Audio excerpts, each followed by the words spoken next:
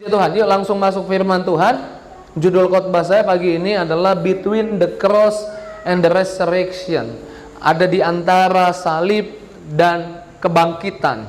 Apa yang harus kita miliki, apa yang harus kita latih di hidup kita, apa yang harus kita perbuat, beberapa hal yang harusnya ada di hidup orang percaya di antara salib dan kebangkitan, di antara penderitaan dan kemenangan. Di tengah-tengah masalah hari ini yang ada di hidupmu dan kemenangan berikutnya yang akan kita raih. Karena saya percaya setiap orang yang percaya Yesus jalan dari satu kemenangan, nggak berhenti di situ, Tuhan sediakan kemenangan berikutnya yang lebih besar.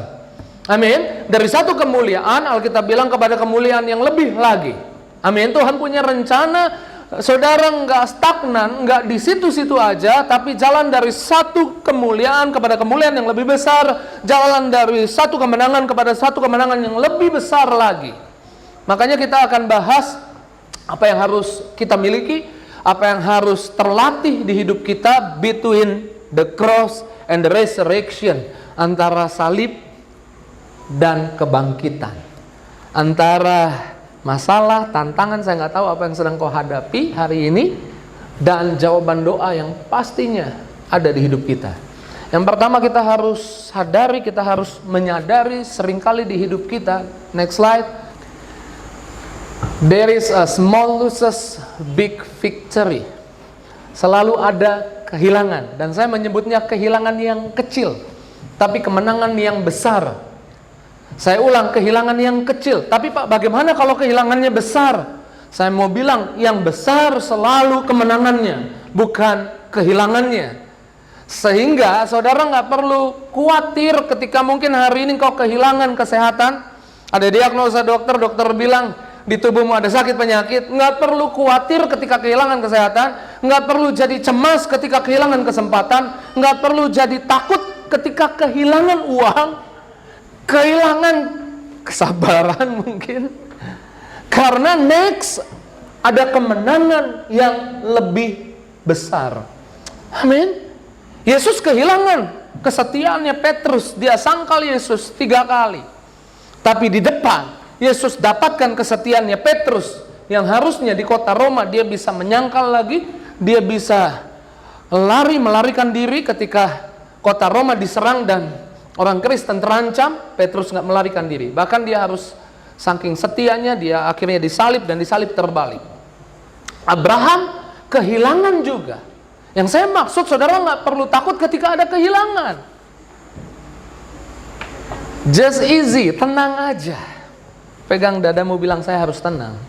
Pegang dadamu, bilang nggak perlu takut sama kehilangan. Nggak perlu takut sama kerugian. Karena kerugiannya selalu lebih kecil daripada kemenangannya. Amin. Ketika Abraham diberkati Tuhan, keponakannya Lot diberkati Tuhan, gembala mereka, ternak-ternaknya bertambah banyak. Gembala-gembalanya Lot dan gembala-gembalanya Abraham berebut lahan untuk kasih makan ternak. Di Kejadian 13 nanti baca di rumah, mereka kemudian berkelahi. Lalu Abraham bilang, kita nggak usah berantem, kita nggak usah kelahi. Lalu Abraham bilang begini, kita berpisah aja deh, biar jauh-jauhan, biar nggak berantem. Lalu Abraham bilang, Lot, kamu yang pilih, kamu mau pilih di mana? Tahukah saudara, Lot pilih tanah yang subur. Sehingga Abraham kehilangan tanah yang subur, dia dapat tanah yang kering. Saya mau bilang, kehilangan selalu lebih kecil. Kehilangan selalu kecil, kemenangannya selalu lebih besar.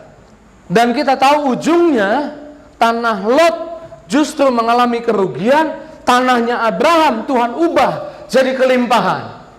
Ada satu jemaat Tuhan WA saya, dia bilang, Pak, tolong doakan. Suami saya nih kerja di tempat yang basah. Tapi entah kenapa, suami saya juga nggak ngerti, tapi suami saya jadi takut, jadi depres, jadi khawatir, karena tiba-tiba dia dipindahin ke tempat yang kering. Ada kehilangan tempat basah dan dapat tempat kering. Saya mau bilang, kalau saudara mau jalan dari satu kemenangan ke kemenangan yang berikutnya, apapun yang hilang, apapun yang kau rasa rugi, saudara nggak perlu khawatir itu. pegang itu biasa aja. Amin. Karena saudara akan dibawa kepada satu kemenangan yang lebih besar. Tempat kering Tuhan bisa ubah jadi transaksi yang banyak di sana. Amin. Tuhan bisa ubah kekeringan jadi kelimpahan. Kemudian ketika ada kehilangan, ini yang harus kita miliki. Ketika ada kehilangan, next slide. Ketika ada kehilangan, kita harus bertahan di situ. Ketika ada diagnosa dokter, kita harus bisa bertahan. Ketika ada hutang-hutang dan belum terbayar, di situ kita harus bertahan. Yuk, next slide. Ayatnya kita baca, dari tadi belum baca ayat. Yuk kita baca Yakobus 1 ayatnya 12. Kalau sudah siap baca, katakan Tuhan Yesus baik. Ya, baca sama-sama 2, 3. Berbahagialah orang yang bertahan dalam kerugian, bertahan dalam kehilangan, bertahan ketika ada diagnosa dokter. Berbahagialah orang yang bertahan ketika rumah tangganya lagi berantakan, nggak ada solusi, nggak ada jalan keluar. Berbahagialah orang yang bertahan. Orang yang bertahan di sini artinya, kalau bahasa aslinya saya terjemahkan sederhana karena ini pakai bahasa Yunani, saya terjemahkan sederhana kepada jemaat Tuhan. Artinya ketika ada badai, saudara berdiri di tengah badai. Dan itu butuh keberanian. Hari-hari ini dunia sedang ketakutan. Tapi saya percaya orang-orang yang ada dalam Kristus adalah orang-orang yang memiliki banyak keberanian. Artinya ketika ada kerugian, ketika ada diagnosa dokter, ketika ada masalah, ketika ada kehilangan, bertahan di situ. Jangan nyerah. Berbahagialah orang yang bertahan dalam pencobaan. Baca terus. Sebab apabila ia sudah tahan uji, dikatakan apa? Ia akan menerima apa? Mahkota kehidupan. Banyak orang menerjemahkan ini nanti mahkota kehidupan di kerajaan sorga. Tapi saya mau katakan selama saudara hidup. Sekali lagi katakan selama saya hidup, Tuhan mau kasih saya mahkota. Tuhan mau taruh di atas kepala saya mahkota. Amin. Dan orang yang di atas kepalanya ada mahkota, artinya orang yang mengalami kemenangan. Ketika engkau bertahan dalam hidup, miliki pemahaman ini yang harus ada di hidup kita, ini yang harus kita latih di hidup kita. Ketika Yesus disalib, menjalani karya salib, dia bertahan, dia hadapi itu. Kenapa dia berani hadapi itu? Karena dia tahu bahwa resurrection day is coming, bahwa kebangkitannya sudah pasti. Amin. Sama-sama bilang kemenangan saya sudah pasti. Sama-sama bilang mahkota di kepala saya sudah pasti ada. Amin. Bertahan, endure, bertahanlah. Oke, itu yang kedua. Yang ketiga, cepat saja, Pak. Sadari semua kehilangan, semua yang sedang kau hadapi, penderitaan itu hanya sementara, bukan selama-lamanya. Amin. Sadari semua yang sedang kau hadapi. Yesus harus menyadari bahwa perjalanan salib itu sementara, bukan untuk selama-lamanya.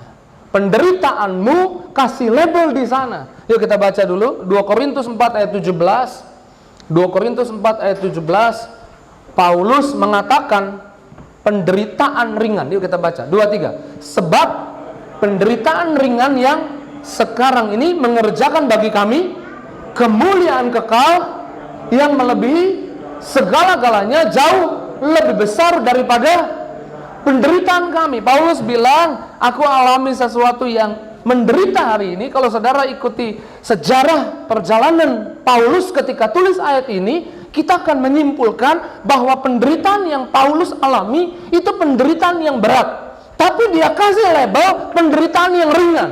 Mungkin ada diagnosa dokter dan orang bilang, berat banget ya kamu alami kanker stadium 4. Tapi kamu yang harus labeling apa yang jadi masalahmu. Kasih label di sana, enggak berat, ringan. Amin. Karena ketika saudara labeling itu, saudara kasih kekuatan di jiwamu, di rohmu, di tubuhmu untuk enggak tetap di sana, untuk bergerak lebih lagi. Labeling. Kasih Kasih label di sana. Next slide coba. Versi firman Allah yang hidup saya suka nih. Di sana dikatakan apa? Lagi pula, boleh ditampilkan versi firman Allah yang hidup? Nah, yuk kita baca 2, 3. Lagi pula, kesulitan dan penderitaan kami tidaklah, stop dulu sampai di situ. Boleh nggak saya tanya lagi nih? Ini selalu ditanya sama Pendeta Mario nih. Yang punya masalah hari-hari ini boleh angkat tangannya. Yang punya masalah, saya nggak tahu masalahmu apa, masalah kita beda-beda, tapi yang di depan juga angkat tangan punya masalah. Tapi seringan, seberat, atau seberapa tekanannya, begitu beratnya kita mau kasih label buat masalah kita, tidak seberapa. Sama-sama bilang, masalah saya tidak seberapa. Yuk ulang sekali lagi, bilang, masalah saya tidak seberapa. Amin. Lalu dikatakan apa?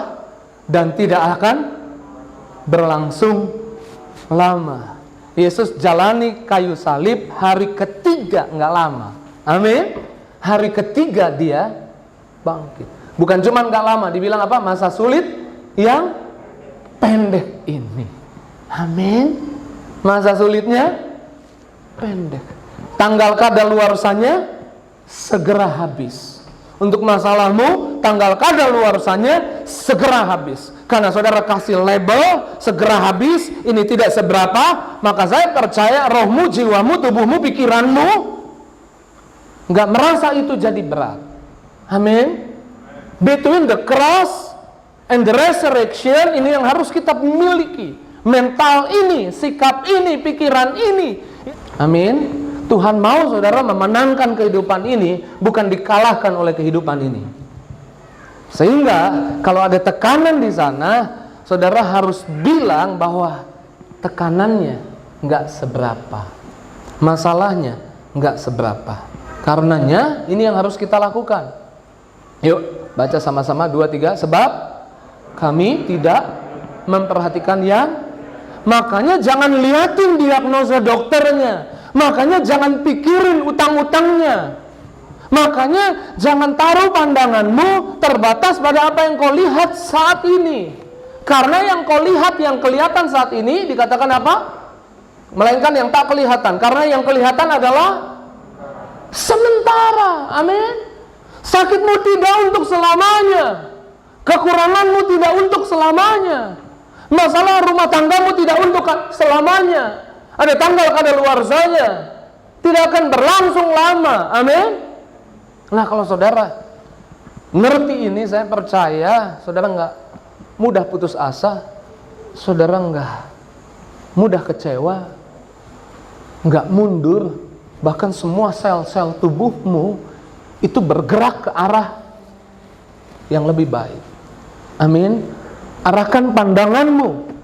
Kalau saudara baca di kitab Hakim-Hakim, Gideon diserang musuh 300.000 pasukan musuh. Dia punya pasukan 32.000. Dia ketakutan, Tuhan jumpai. Waktu dia ketakutan, dia sembunyi. Tuhan bilang, hai pahlawan yang gagah perkasa. Lalu Tuhan bilang, berapa pasukanmu? 32.000 orang. Tuhan bilang, kebanyakan, sortir lagi.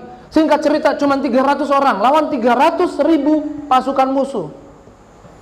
Dia masih ketakutan. Waktu dia masih ketakutan, Tuhan bilang, pergi ke perkemahan musuh sama bujangmu. Diam-diam dia jalan ke depan perkemahan musuh. Di depan perkemahan musuh ada musuh berdua lagi cerita. Tadi malam gue mimpi. Tadi malam saya mimpi. Mimpi apa? Saya mimpi ada roti besar menghancurkan, membuat semua perkemahan kita hancur. Yang satu bilang begini, Gideon lagi di depan perkemahan musuh sama bujangnya, mendengar mimpi itu. Lalu kemudian yang satu bilang, itu pasti pedang Gideon. Tuhan mau Gideon nggak fokus sama apa yang dia punya sedikit, nggak fokus sama musuhnya banyak. Tapi Tuhan mau dia nggak bergantung sama apa yang dia lihat, karena yang dia lihat musuhnya sementara akan dilenyapkan oleh Tuhan. Tapi Tuhan mau dia lihat kemenangan di depan. Amin. Saudara berhenti, lihat rasa sakitmu hari ini. Kalau yang suka gym ngerti nih. Kalau saudara ikut olahraga gym gitu, fitness, atau nge-gym lah, bodybuilding gitu. Saudara misal latihan dada gitu. Hari ini latihan, saya jamin besok sakit dadanya. Tapi orang yang nge-gym, sakitnya diabaikan karena dia tahu waktu dia dikasih tekanan, ototnya dikasih tekanan, melampaui kekuatannya, ototnya rusak dan pecah. Tapi waktu rusak dan pecah, yang olahraga pasti ngerti itu, don't worry, tenang, karena pemulihan akan datang. Nggak fokus sama yang hari ini doang kelihatan.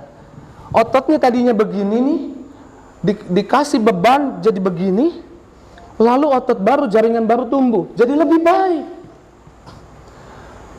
Ketika keadaan kelihatan kok tambah sakit, don't worry, tenang, ototmu akan tambah bagus, tambah baik. Kasih beban lagi, rusakin lagi, nanti tambah baik lagi, karena pemulihannya akan terjadi. Kadang-kadang kelihatan hari tambah buruk, jangan terkejut ketika keadaan tambah buruk. Saya mau bilang, resurrection day is coming, new day is coming, amin. Hari yang baru selalu datang di hidup kita. Ingat, Yairus datang sama Yesus loh. Bilang, Yesus, anakku lagi sekarat, datang ke rumah doain. Yairus jalan sama Yesus. Yairus nggak bilang gini, Yesus aku jalan duluan ya sampai rumah, nanti nyusul ya, atau aku mau pergi dulu ke tempat lain, Yesus duluan deh. Enggak, dia jalan sama Yesus. Sementara dia jalan sama Yesus, di tengah jalan anaknya mati. Kadang-kadang kehidupan ini buat kita, saya udah datang sama Tuhan, saya udah jalan seturut firman Tuhan, kok keadaan tambah buruk? Jangan terkejut. Bukan Tuhan yang buat keadaan tambah buruk. Kadang-kadang iblis, si jahat, pencuri itu ingin membuat kita tidak lihat kemenangan. Tapi seberapa besar pun kekuatan si jahat untuk membuat kita nggak lihat kemenangan, saya mau katakan yang jalan sama kamu, Yesus yang jalan sama kamu jauh lebih besar. Amin. Sehingga Yesus bilang sama Yairus, don't worry, jangan khawatir, jangan panik ketika kehilangan itu, kamu ada sama aku. Yesus jalan ke rumahnya, anaknya dibangkitkan. Amin. Jadi jangan fokus sama yang kelihatan, tapi yang enggak kelihatan. Amin. Labeling, kasih label di sana, kasih kemenangan di sana, perkatakan kemenangan di sana. Jangan saudara menyerah. Kalau saudara menyerah, kalau saudara nggak labelingnya salah, tantangan saya berat, semuanya akan terasa berat. Tapi kalau saudara kayak Paulus bilang, penderitaan ringan, masalah saya nggak seberapa, itu kasih kekuatan di hidupmu. Lalu yang berikutnya adalah say your victory, perkatakan kemenanganmu. Say your next victory. Nah ini lebih tepat, perkatakan kemenanganmu yang berikutnya. Kalau engkau sakit, perkatakan, aku pasti sembuh. Amin. Perkatakan kemenanganmu yang berikutnya. Kita lihat dulu Yesus memperkatakan apa di Markus 9 ayat 31. Markus 9 ayat 31. Puji Tuhan. Haleluya. Yuk sama-sama kita baca. Sebab ia sedang mengajar murid-muridnya, ia berkata kepada mereka, anak manusia akan diserahkan ke dalam tangan manusia, dan mereka akan membunuh dia, dan 3 hari sesudah ia dibunuh, ia akan. Amin. Ini bukan pertama kali Yesus menyatakan akan ada resurrection day. Ini bukan pertama kali Yesus berkata hari ketiga anak manusia akan bangkit. Yesus berulang-ulang memperkatakan itu kepada murid-muridnya. Kalau saudara baca ayat 32, tapi murid-muridnya nggak ngerti apa yang diomongin sama Yesus. Tapi Yesus tahu apa yang dia katakan. Dia memperkatakan kemenangannya yang berikutnya. Saudara perlu memperkatakan kemenanganmu yang berikutnya. Karena apa yang kau katakan itu meng-guide hidupmu, mengarahkan hidupmu, membuat jiwamu, tubuhmu itu enggak diam di situ tapi bergerak maju. Enggak putus asa tapi bersemangat. Katakan, aku pasti lihat kesembuhan. Katakan, pasti aku akan lihat kemenangan yang dari Tuhan. Katakan, utang-utangku pasti bisa lunas. akan datang waktunya aku bukan meminjam tapi memberi pinjaman. Hari ini aku ada pinjaman dan aku nggak bisa bayar, tapi Tuhan bilang bahwa orang benar itu dipanggil bukan untuk meminjam tapi memberi pinjaman. Akan datang waktunya, nggak lama lagi aku akan memberi pinjaman. Kasih tahu sama orang banyak. Orang mungkin nggak ngerti. Dan kalau saudara memperkatakan itu, hidupmu itu bergerak seperti apa yang kau katakan. Nih saya mau kasih contoh. Saya dulu paling seneng durian. Saya pernah kesaksian di sini kan. Saya makan durian ucok itu bisa 2 box saya makan sendiri. Ini tim saya ada 3 orang di bawah. Boleh tanya mereka hari ini saya makan durian nggak? Saya nggak suka durian. Istri anak-anak saya masih suka. Kemarin mau beli durian saya bilang nanti ya kalau beli jangan sama Dedi. Nanti ditaruh di mobil. Aduh, nggak. Saya baunya juga nggak suka. Kok bisa Pak? Waktu saya makan durian, saya ingat di Bandung terakhir kali 2 box. Tuhan kasih challenge di hati saya, berhenti makan durian. Lalu saya bilang, saya nggak suka durian. Setelah itu masih sempat makan 1 kali saya ingat. Tapi saya ngomong lagi, saya nggak suka durian. Baunya juga nggak suka. Tapi hari ini, saya beneran nggak suka. Karena apa yang kita katakan, itu mengarahkan tindakan kita, mengarahkan pikiran kita untuk melakukan apa yang kita katakan. Roma, ada nggak? Di Roma, tadi saya tampilkan nggak? Roma 4 ayat 17b. Saudara dan saya diciptakan menurut gambar dan rupa Allah. Walaupun karena Adam dan Hawa jatuh dosa, tapi Yesus sudah tebus kita, sehingga kita bukan lahir dalam sehingga kita hidup bukan dari nature dosa Adam dan Hawa lagi, tapi kita diciptakan menurut gambar dan rupa Allah lagi. Amin. Ada Yesus dalam kita. Kalau Allah menjadikan yang tidak ada menjadi ada dengan ngomong, apa yang, yuk sama-sama kita baca, yang menjadikan dengan perkataannya, dengan perkataannya, apa yang tidak ada jadi ada. Amin. Nggak ada tuh saya nggak suka durian. Tapi saya ngomong saya nggak suka durian. Hari ini saya nggak suka durian. Saya sempat gemuk 85 berat badan saya. Lalu saya mulai ngomong. Saya kalau makan dikit. Waktu saya ngomong gitu langsung makannya dikit. Yang makan sama saya bilang, lu makan dikit. Banyak banget. 1 gunung makannya. Makan lagi banyak banget. Tapi saya ngomong terus. Saya memperkatakan kemenangan saya. Saya tahu apa yang saya katakan.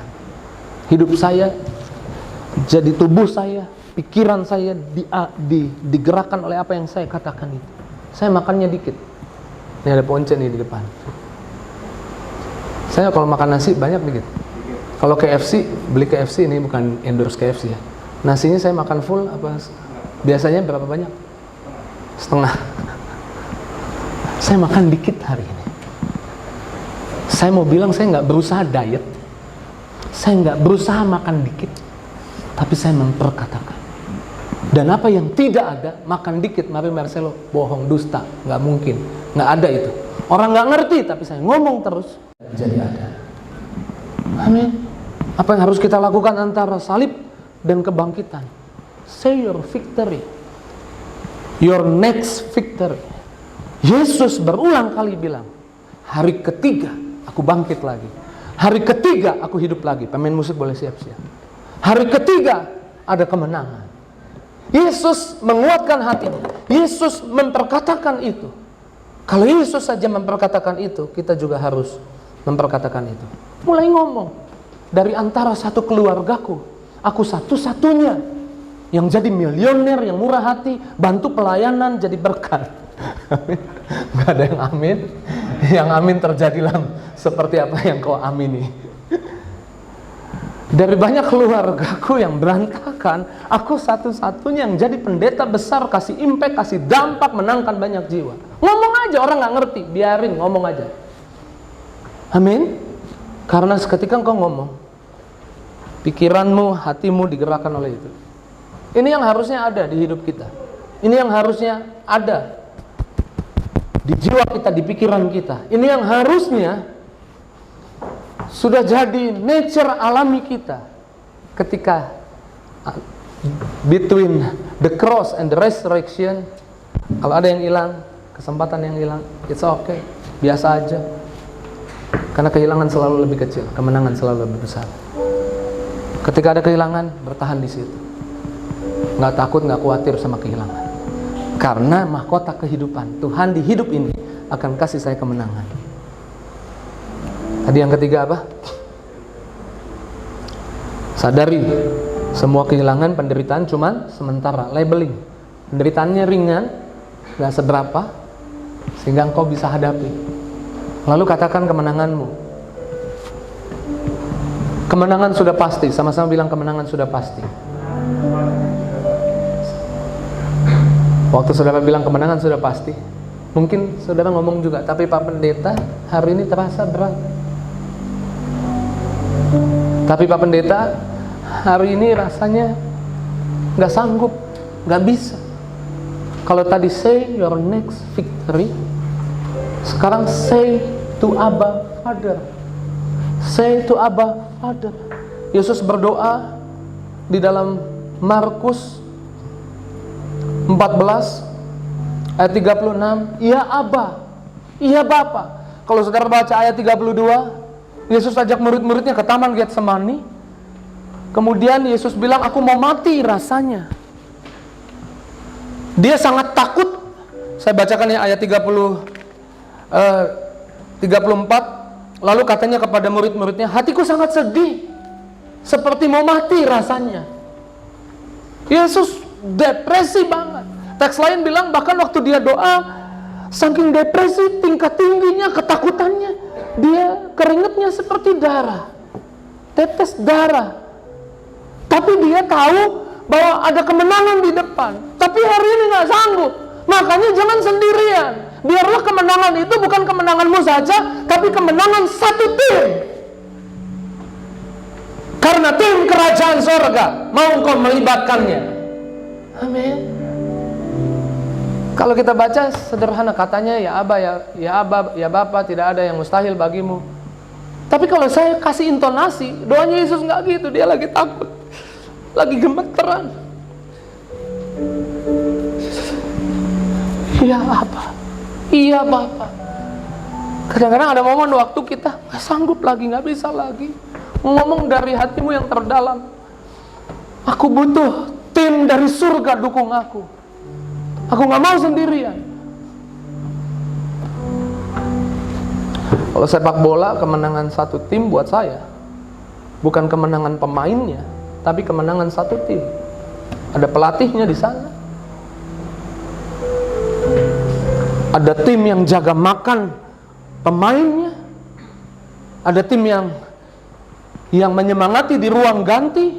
Ada motivatornya di sana. Ada pemain yang latihan juga. Satu tim yang menang. Maka engkau di bumi ini gak sendirian. Ketika engkau takut, cemas, bilang, ya Bapa, ya Abba, ya Bapa. Dan kalau di kitab Lukas 22 ayat 43, segera malaikat dari surga datang dan kasih kekuatan sama Yesus untuk hadapi semua. Saya percaya ketika engkau doa, surga mengirim kekuatannya untuk kasih kekuatan kepadamu menghadapi semua. Between the cross and the resurrection, latihlah dirimu memiliki ini semua. Taruh ini semua ada di hidupmu, maka next victory, kemenangan berikutnya jadi bagian hidupmu. Kemenangan berikutnya jadi bagian. Aku punya Tuhan yang